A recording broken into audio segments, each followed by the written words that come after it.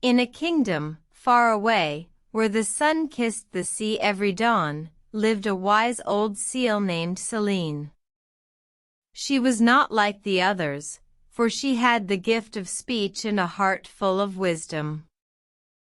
One day, as Selene basked in the golden rays, she noticed a young boy, caught in a strong current, struggling to stay afloat. With a heart full of compassion, she swam towards him.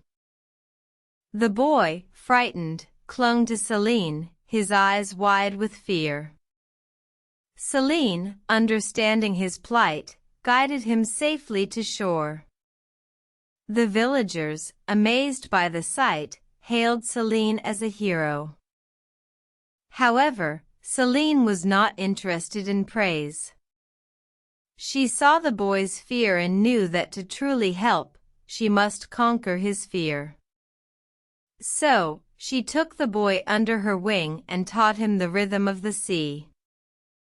Days turned into weeks, and the boy learned to swim, to dive, and most importantly, to trust. One day, as they stood on the shore, Selene said, "Remember, my friend, fear is but a wave that will pass if you embrace it, not run away."